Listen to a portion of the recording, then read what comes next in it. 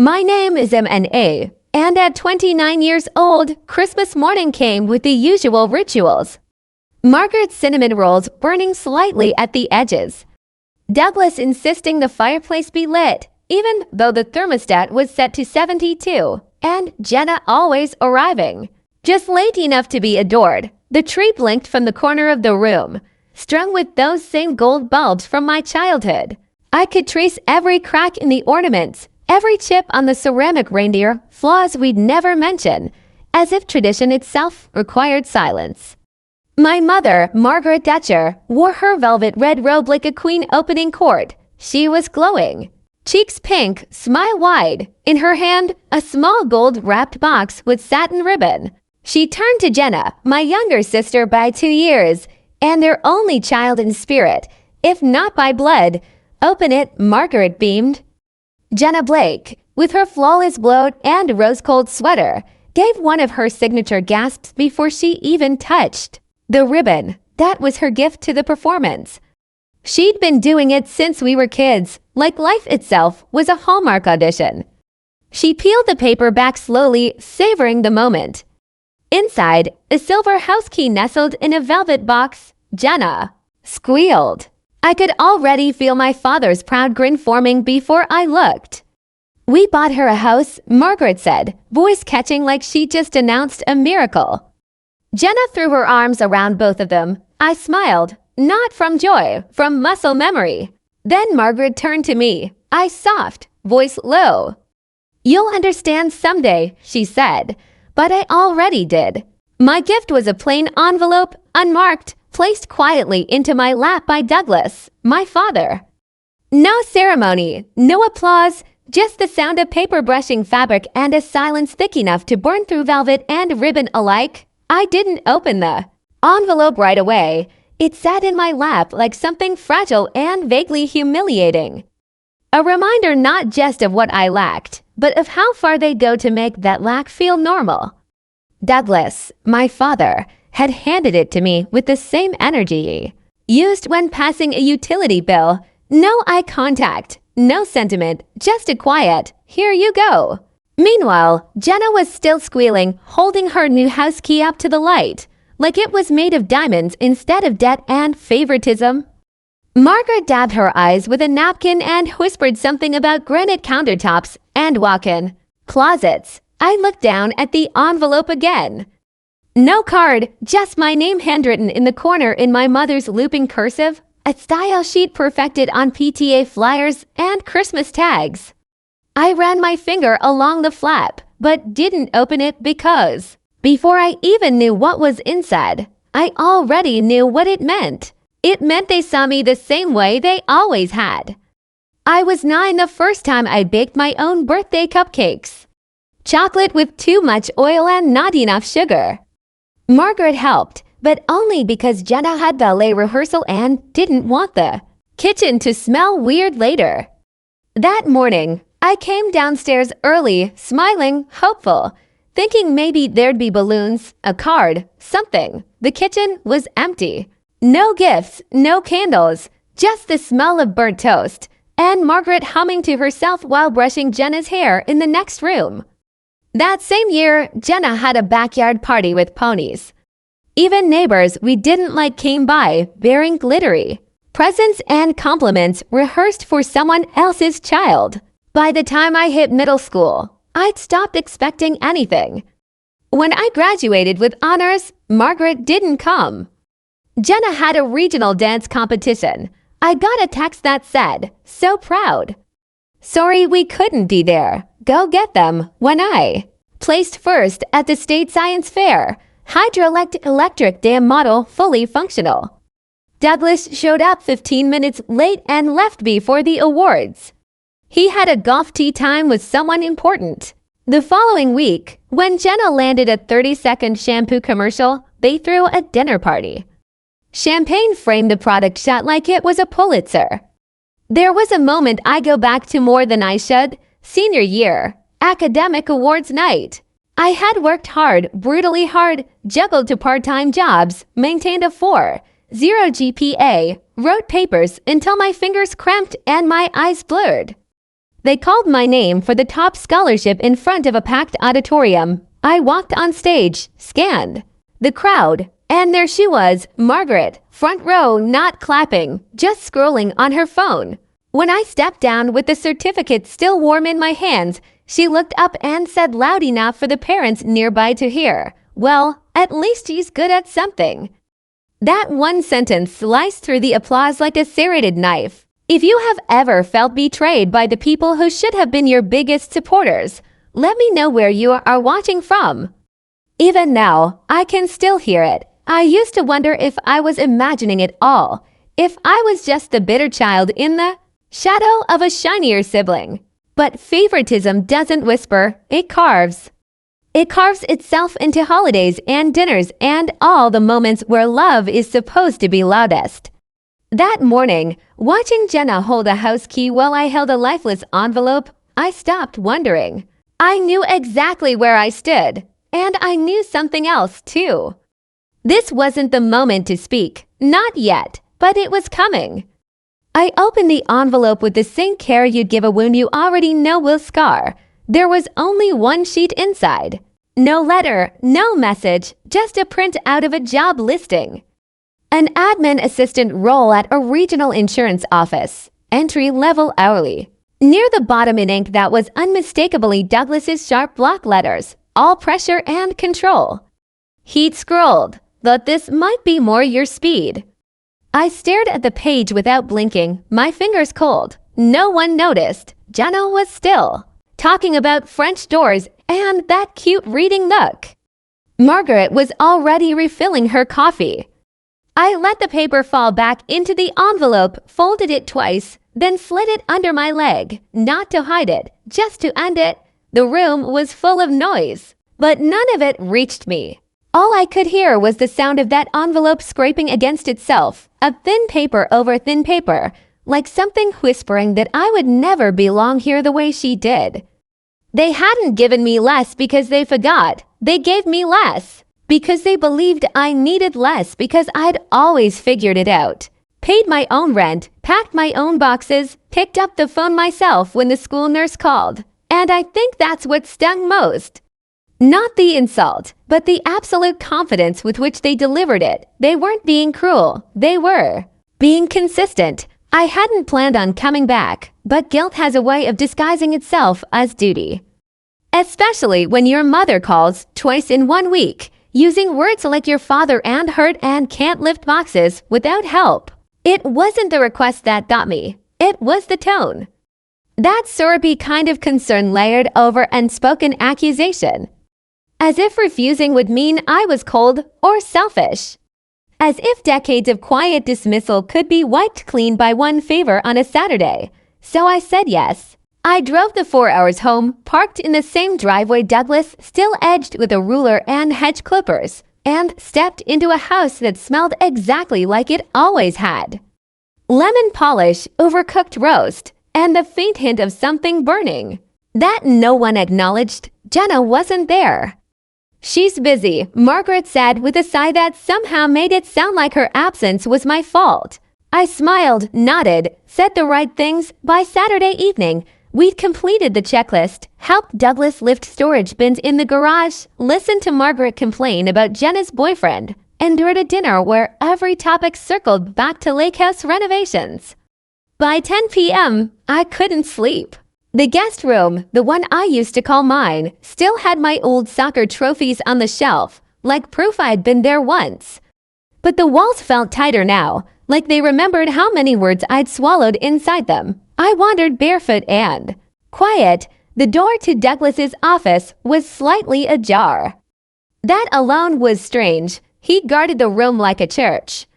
Lights off, blinds down, locked drawers, passwords on everything. And yet there it was, open. The safe was tucked behind the file cabinet, small and gray, but unmistakably his. And for the first time in my life, the door hung loose. I should have closed it and walked away. I should have assumed it was a mistake, but something held me there, some small tag in my gut that said, "What do they keep locked from you that Jenna already knows?" I knelt slowly, carefully. Inside were rows of manila folders, all perfectly labeled. Tax returns, property deeds, bank statements, some familiar, some new. I flipped through them in silence. Then I found it. A sealed envelope, plain white, on the front in Douglas's handwriting. To be opened upon death, my hands went still. Then I opened it. Inside a will. Not the one I remembered from years ago. The one they made a show of presenting at the dinner table when Jenna turned 21, where everything was split evenly. This one was different. My name came first. Next to it, a parcel number, a property I'd never heard them mention. At first, I thought it was a mistake, but then I saw the next page, a deed purchased under my name years ago, and below that, a signed authorization transferring funds using my name. The signature was mine, but the stamp was wrong. The curl in the R didn't match. My breath caught in my throat. Someone had signed for me, and based on the bank activity attached, it hadn't just happened once. My name had been used, my identity moved around like furniture in a room I wasn't allowed to enter. I sat there under the soft buzz of the desk, lamp trying to piece it together. It wasn't just that they had kept something from me. It was that they had built a second narrative and written me into it without my consent. I didn't say anything that weekend. At breakfast the next morning, Margaret poured my coffee with her usual performative cheer, asked if I'd found a real job yet, then launched into a story about Jenna's new podcast idea, something about lifestyle, branding, and authentic influence. Douglas barely looked up from his toast. I smiled, nodded, played the role they'd written for me years ago. By noon, I was packed and back on the road, citing work obligations I didn't bother to fabricate. The moment I got home, I pulled my credit reports, every account under my name, every flag I had ignored. It didn't take long. The house, my house, the one they tucked under layers of silence, was real.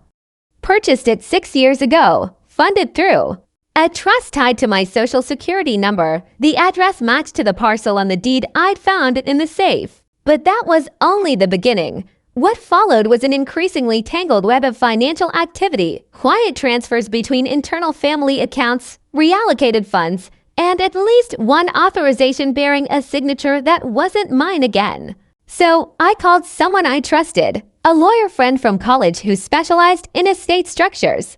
I didn't give her the whole story, just the documents laid out in careful order, like I was trying to explain something I hadn't fully let myself feel yet. She called me back 2 days later. Her voice was calm, but her words were sharp. M&A, if you wanted to pursue fraud, you'd have a case. But that's not what you want, is it? She was right. I didn't want revenge. I wanted clarity and then control. So we started digging quietly, carefully. What emerged over the next few weeks was almost absurd in its irony. On paper, I was wealthier than I'd ever imagined. Not extravagantly so, but meaningfully. The house, a small investment account I didn't know existed, and ties to a family holding company used to shelter assets during Jenna's business venture. The lake house was the most damning detail.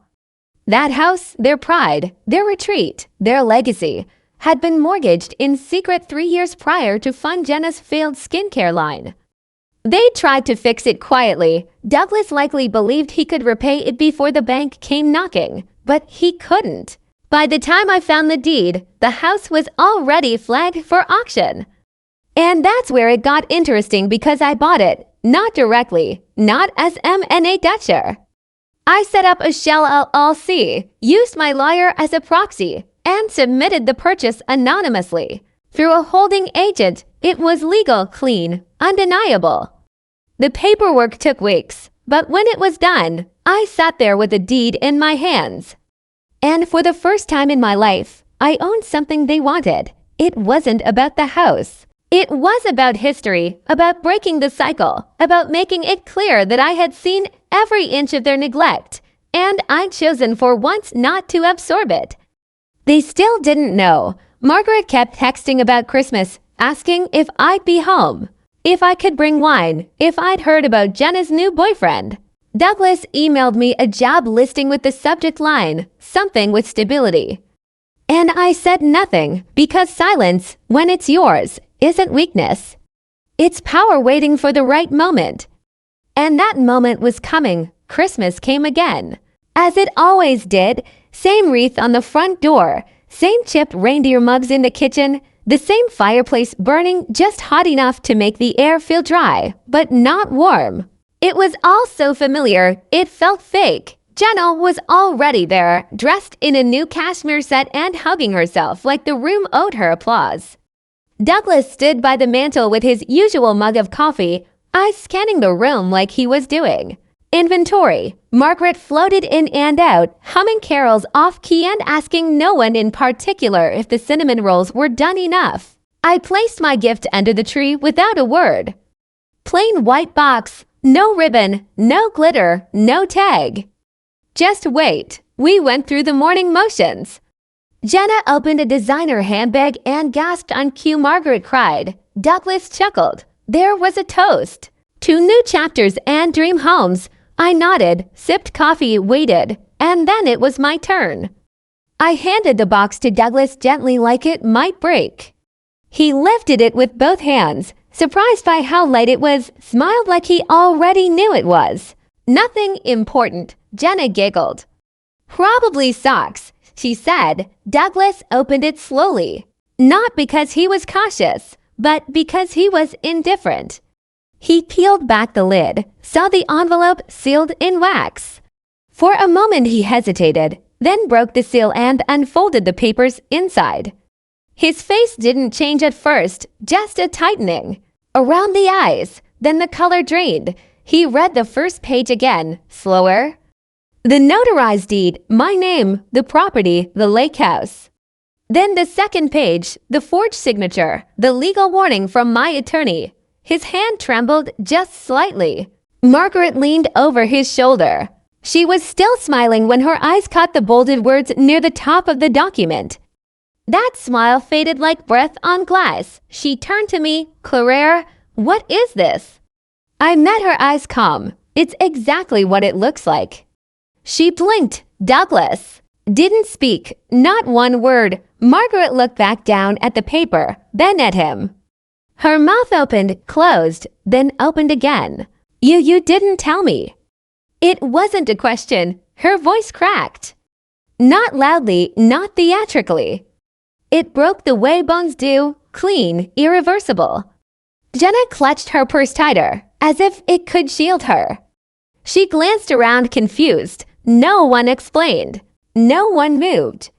The silence in the room thickened, dense and slow, like syrup spilled across the carpet, incleanable. I stood up slowly, smoothing the hem of my sweater, and said it lightly like I was thanking them for eggs and coffee. I won't be sharing the lake house, not this time. There was no reply, not even a nod, just the sound of paper shifting in Douglas's hands as he tried and failed to make the words mean something else. Margaret took a step back from him, like space might soften the betrayal. Her gaze darted between the papers and his face, and in that moment, I realized it wasn't just the truth I had delivered. It was the end of a performance they'd rehearsed for years, and the only person who hadn't missed their cue was me. No one spoke, not for a long time. Douglas sat perfectly still, holding the documents like they might disintegrate if he moved too fast. His fingers had stopped trembling, now they were. Just locked in place, white-knuckled, unmoving. Margaret stood beside him, frozen.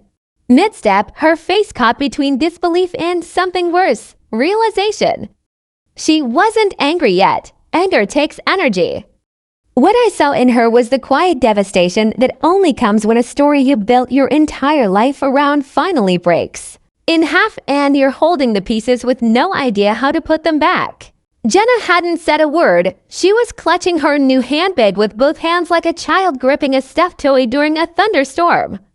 She looked from face to face, blinking as though someone had started speaking in a language she didn't know. She had no frame of reference for what was happening, no script. That more than anything told me how deep the lie had gone. No one had ever told her the truth either, or maybe no one thought she could handle it.